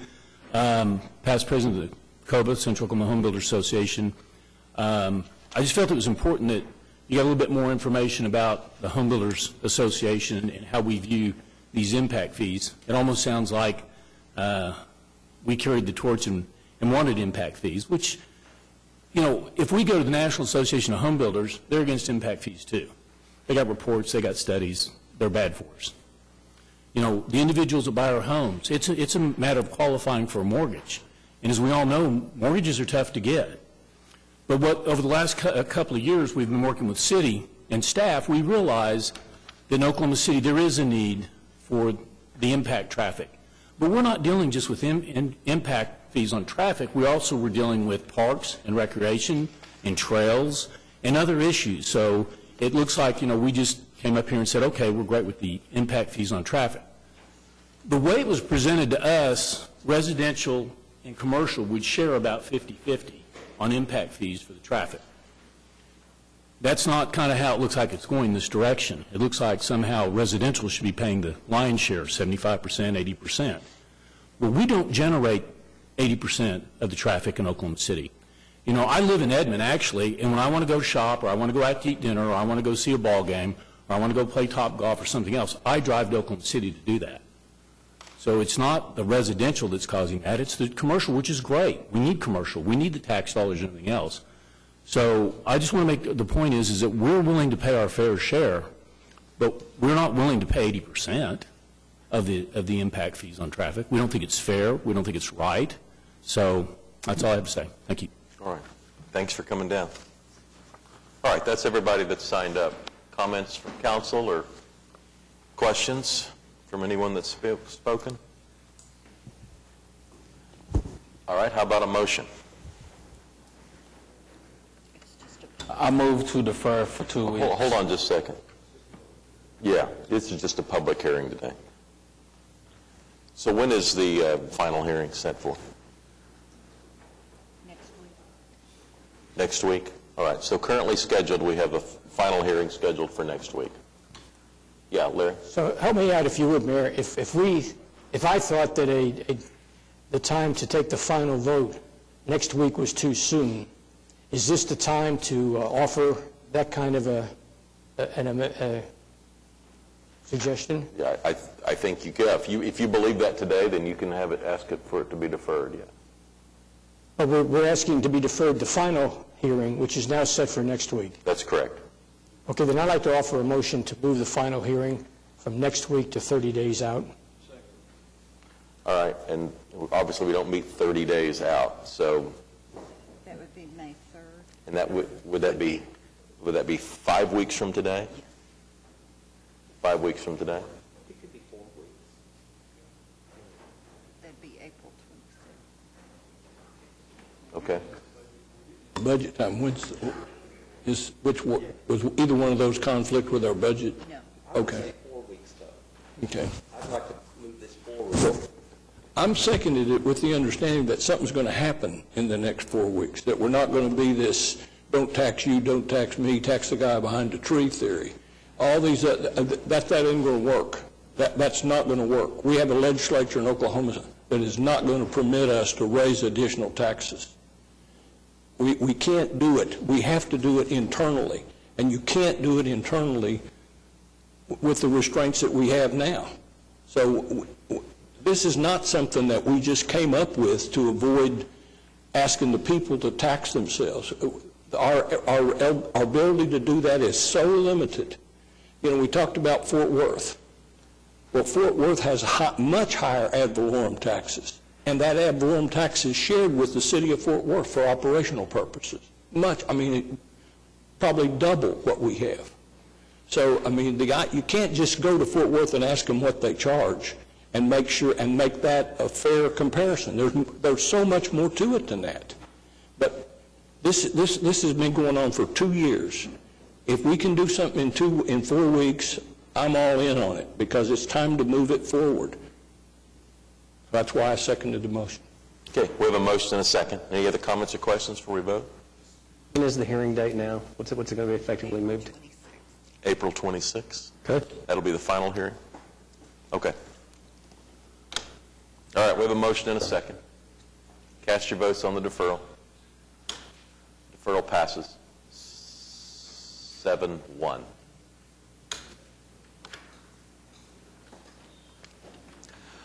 All right, we're on to item 9E. We're ready for B and C. Oh, we have the information now? Okay, good.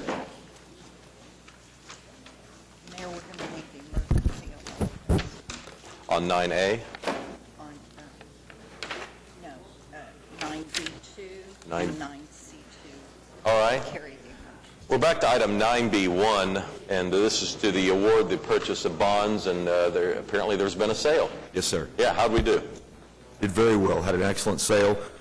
We do have two items on. The first item is, there are items B1 and 2 are the ordinance and award for the GO bonds, and that's the tax-exempt bonds for the infrastructure improvements, and that's $77.5 million. The second item is C1 and 2, or the second set of items is C1 and 2, and that is for our general obligation limited tax bonds, and those are the bonds that we're using for economic development purposes. Had an excellent bond sale. I'll talk first about the general obligation bonds. We're in the process of handing out both documents, the documents for both items on each set. On the general obligation bonds, we had 8 proposers. The winner of the bid was Piper Jaffray with a rate of 2.492626. And if you look on the second page of your item there, it'll show you the comparisons. The highest bid that we received was 2.599. So that is the lowest bid that we've received, at least in my term with the city, and the time I've been with the city. It's the lowest bid we received. Last year's bid had been the previous low at 2.66%. So it's an excellent bid. Having 8 proposers is an excellent competition for us, and having the bids so tightly covered. So the second bid you saw was with Bank of America Merrill Lynch, and that was 2.945, and so very close bid, and so excellent bond sale. On the general obligation limited tax bonds, we had a similar experience, actually had 6 proposers. The winner of the bid on the GOLT bonds is Robert W. Baird and Company, and with a bid of 2.95436. And again, received 6 bids, and this is also the lowest bid that we've received on our taxable bonds. So excellent bond sale, excellent rates, and I'd be happy to answer any questions. Well, congratulations. Excellent. We appreciate it. Is there a motion then on 9B1 to award the purchase? Second. All right, cast your votes. Passes unanimously. Item 9B2 is the emergency. Okay. Move the ordinance first. Well, that's right. Move the ordinance first. So we have a motion and a second. So cast your votes on 9B2. Passes unanimously. Now, is there a motion on the emergency? Okay. Cast your votes. And the emergency passes 8-0. And then 9C is the GOLT portion of the bonds. Is there a motion? Move the item. All right. Cast your votes. It passes unanimously. And then item 9C2 is the ordinance for the issuing of the bonds on the GOLT. Is there a motion? Cast your votes. Passes unanimously. Do we need the emergency, Francis? All right. We're now voting on the emergency on 9C2. And it passes 8-0. Thank you. Thank you all very much. I did want to recognize, too, the work of our staff and the support that we have from our bond counsel and our financial advisors. Ken Sudel is our assistant finance director, and he leads our bond program and our debt program for the city.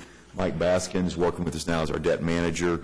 Our financial advisors are Dennis Whaley and Jennifer Arndt with PFM, and appreciate their work. And then our bond counsel, Gary Bush with the Public Finance Group, and then John Williams in the room here with us, with Williams, Box, Forshey, and Bullard. And I really appreciate everyone coming together as a team. This really is a reflection, I think, of the confidence that investors have in your leadership of this city, and appreciate all the work that you all do to help us with this. All right. Thank you. All right, and item 9E, this is a little bit of housekeeping. This has to do with the exams to establish a second lieutenant promotional list from the FOP. Is there a motion? Cast your votes. Passes unanimously. Item 9F, I understand we do need executive session on that item? We do. Okay. Is there a motion to move 9F into executive session? Cast your votes. It passes unanimously.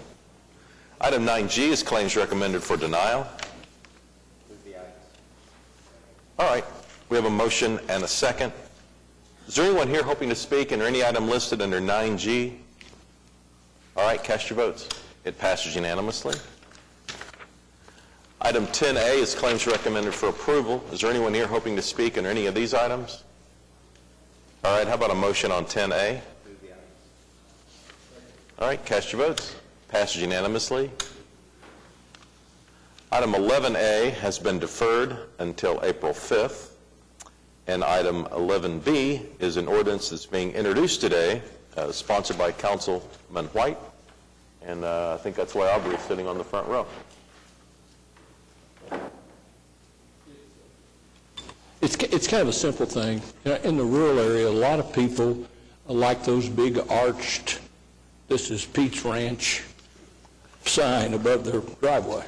And the way the city ordinance is written was written a long time ago, and it was written for more urban design, and they prevent that from happening. And so this ordinance just permits that, really. Is that That's correct. It would be for lots an acre or larger. just, everybody wants to have a little South Fork out where I live. They want to let everybody know they got it. And would it matter how it's zoned? Would it matter how it's zoned? How it's zoned? Yeah, do it have to be agriculture? Is it double A? Well, it Or could be zoned residential, but it'd have to have at least an acre. Okay. May I ask a question about that? Because I believe one of my sons lives in a neighborhood and they have acre lots. That's a traditional neighborhood. Granted, their lots are bigger than most. But still, that would look strange for, what I'm asking for, should we say acre, should we say 2 acres or something?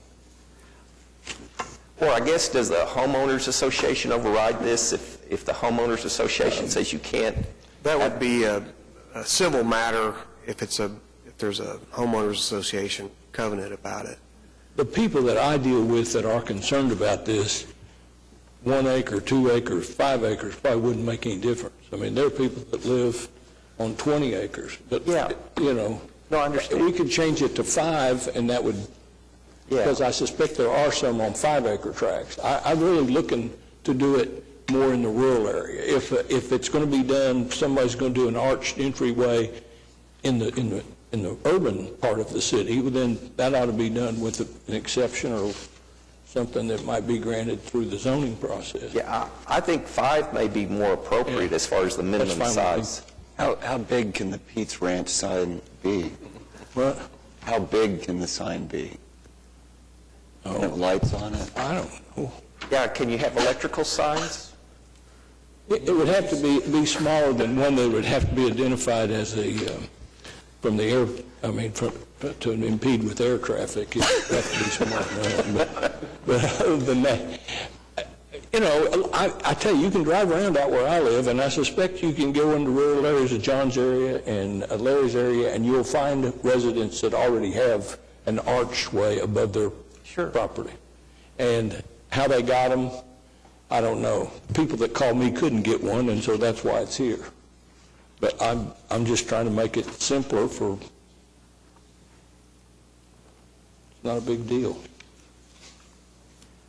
Well, I'm not opposed to it anyway. I'm just suggesting that maybe we think in terms of the 5 acres. But I will accept an amendment. Well, it's just being introduced today, and the final hearing will be set up for April 19th, right. So we can all ponder that.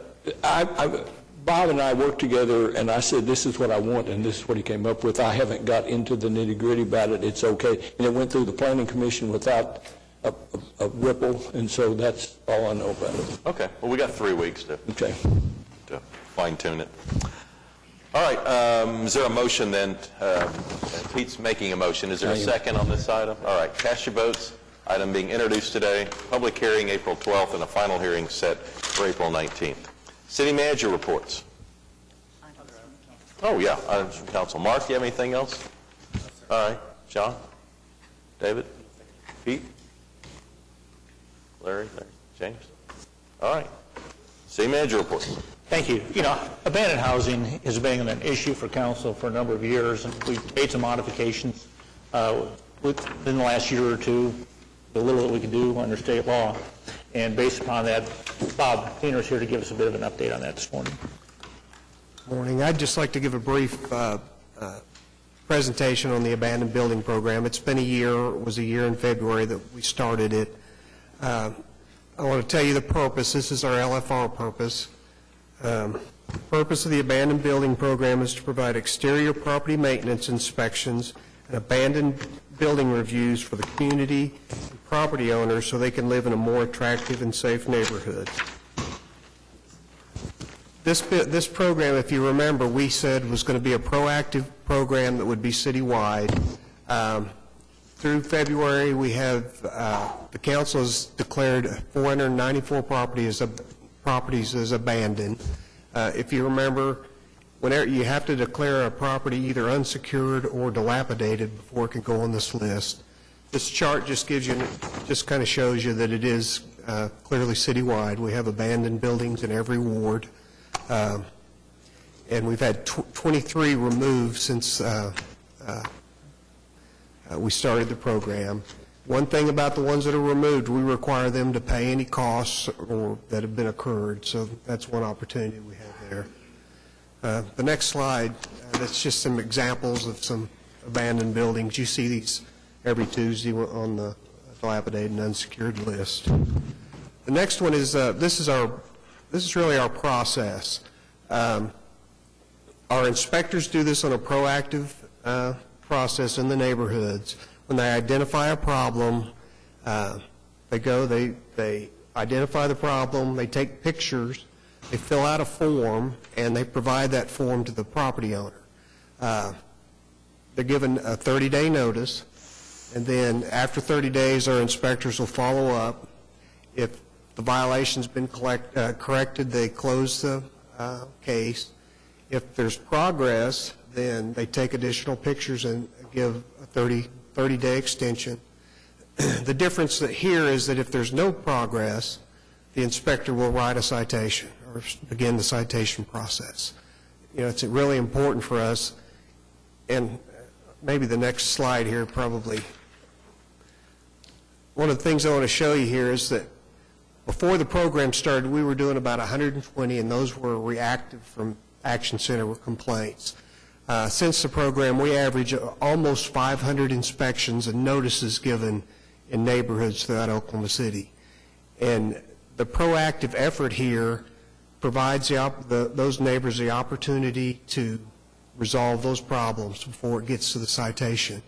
And, you know, anytime you've got a property next to you that's got some kind of issue with maintenance, you know, it's going to potentially impact the value of your property. And so this next slide shows we have over 56% owner abate after we've given them a notice. And so that's an increase of almost 300% from where we were a year ago. And I think the important thing here is to show you that this is over 200 properties a month. People are fixing their properties where they weren't doing that before. And to me, that's a good indication that the program's probably working. The next slide, that's just a before and after.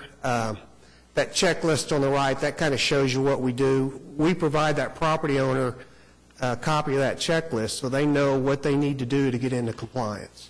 And then the inspector brings it back out when they follow up, and they can just check it off the list. Here's just another example of before and after. And this is the fine collections. This is just really to show you a trend that you know, the fines that we have to write, or the citations we have to write, that number's going up. We don't really like to write citations, but when property owners won't take care of their property, we need some kind of mechanism where we can try to get their attention. And so this just shows that it's trending up as as we're getting out in the neighborhoods more. This next one, another thing that came up when the program was started, we have the ability now to bill for public safety calls. Of those 495 abandoned buildings, we've had 154 calls. Now, the collection number is pretty low, and the program's kind of new. It's just been a year. If they don't pay when they're billed, then we can file a lien, which will run with the property. We feel like eventually, as properties change hands, we'll start collecting some of this. But this part of it is a little bit of a challenge for us. And Bob, the next slide. Could I ask you a question about that? Do we have the ability to foreclose on those liens that we file? Yes, we do. We could foreclose on the liens. We can't do it through the county treasurer's office like we can dilapidated unsecured, but we have to file a lawsuit in district court, and so then we have to go through that lien foreclosure process, which would end up in a sheriff's sale, but we can do that. So just how long does the lien have to, how long does it have to be unpaid before you can do that? There's a process in there. I believe they have X days to pay. The owner has a certain number of days to pay. You know, Bob, off the top of your head? I think 30 days possibly. Right. We bill quarterly, and then they're given 30 days to pay. Okay. Right. I'd like just at some future council meeting to come back with some plan to do that, because they could either be acquired by the city for the amount of the lien, or they could be sold and for somebody that would start paying the taxes and the costs of developing them, redeveloping them. Right. The only complication you get is if the city is the only bidder at the sheriff's sale, then we get the property, then we could, of course, sell it to someone else, but we would have them. But I just think we ought to move it down the road. So many of them properties are located in places where redevelopment would occur now that it's cleaned off if you get rid of the original owner. Yeah, it's just a matter of deciding we want to do that, and then we can get with Bob and bring resolutions to council to authorize us to foreclose. That's the kind of thing you might even be able to farm the work out. I mean, we might not want to do all that internally, but we could contract it out. We could do some of it. We could set it up and do some of it to begin with. And well, I'm not suggesting farm it out. I'm just saying it certainly would. It's the kind of work that would be amenable to farming it out to somebody else if we don't have the horsepower inside to do it. I think it's a good idea as long as the dollars, the numbers work. Right. If you've got a $20 lien and you spend $700 in attorney's fees, that didn't make sense. But if the numbers work, I think it's a great idea because it gets new ownership, and like you say, it fixes the property, hopefully. Bob or Kenny, do we accrue interest on these liens until they're paid? Yeah. I don't know. I think so. I honestly don't know. I'd have to look and see what the statute says, and also you might be able to get prejudgment interest potentially. Okay, and then any additional costs such as outside attorneys or anything else we could recover too as well? Possibly. Okay. Yeah, I'd need to look at each issue on that. I mean, there is a prejudgment interest statute, and there is a lien statute that provides for attorney's fees. We just have to look at it, but I think that would be an option. So, Pete, are you suggesting that we might develop a policy that says, you know, within 6 months after a lien has been filed on these abandoned properties, if no efforts by the owner has been made, we can then begin foreclosure proceedings and just kind of get it set in writing? I just think we ought to look at it. Again, Mark makes an excellent point. I mean, the amount of the lien is going to drive the whole thing. Sure. If it's not, there's no financial incentive to do it, we shouldn't be doing it, and we shouldn't be and we wouldn't be able to farm it out. And a lot of times the liens will go up because we're adding to the costs as we go forward, as long as it's on the abandoned building list. And the funds could be routed back to the entity that's doing it. It's operating at a pretty substantial loss now, I would imagine. Those funds could just be plowed back into that process. I don't have a comment about where those funds would go. But yeah, we'll work with Kenny and talk about it. And as on this slide, I mean, that's clearly a challenge for the program to try to recover those costs. The other challenge we have is the escalation of fines. If you remember, we amended the ordinance that allowed the first fine was $100, second offense was $250, third offense was $500. And I've been working with Cindy in the municipal counselor's office about how we can maybe streamline the program to maybe get to some of the escalating fine issues. And I'll talk about this in the next one. It's really an opportunity for the program on the next slide. back one, sorry, is to streamline the citation program. She has some ideas about how we can maybe make that more efficient in the process. And then the Abandoned Building Coalition, it was a group of the planning department and property owners, and Councilman McAtee was involved, my department was involved, and they just tried to find some solutions. They prepared a report, or they're finalizing a report, and the streamlining of the citations process is one of the recommendations that will come out of that report. So, entertain any additional questions. All right, looks like you're good to go, Bob. Okay. Anything else, Jim? That's it, sir. All right, well, we have executive session. We'll be back. Oh, I'm sorry. Joe Sarge is here. Joe almost skipped you. Joe Sarge Nelson, I don't think you want me in that executive session. Okay. I owe the council an apology in a roundabout way that I've come here the last 3 or 4 weeks and making some remarks, this and that, what have you. I still believe in the remarks. I think my tactics have been wrong. And bringing it to the body one time, strong enough, is sufficient. And I spoke to a couple of people today, and like I've said in the past, I will honor my word. I won't badger these people, but I also, when I made that statement, I made it very clear, unless I felt somebody crossed the line, that would change my tactic. I still feel that way, but I think my tactical approach has to be changed. And bringing it here every Tuesday is not the way to do it. So I'll apologize to you all that, but I will follow through with my convictions. And I wish Ms. Sider had been here to heard that I will not pound on her and her doing her job here. But I will follow through with my convictions in the proper legal manner. If that sustains with everybody, okay. And I appreciate it. Y'all look sharp. You do a good job. But try to look from my point of view, too. I like to think I do mine pretty well, too. Being a former investigator, I come across things. Sometimes I'm wrong. In fact, I'd say 50% of the time I am. But boy, that other 50 cents a whopper. But anyway, Mayor, everybody, have a nice day. All right. Thanks, Joe. All right, we have executive session. We'll be back.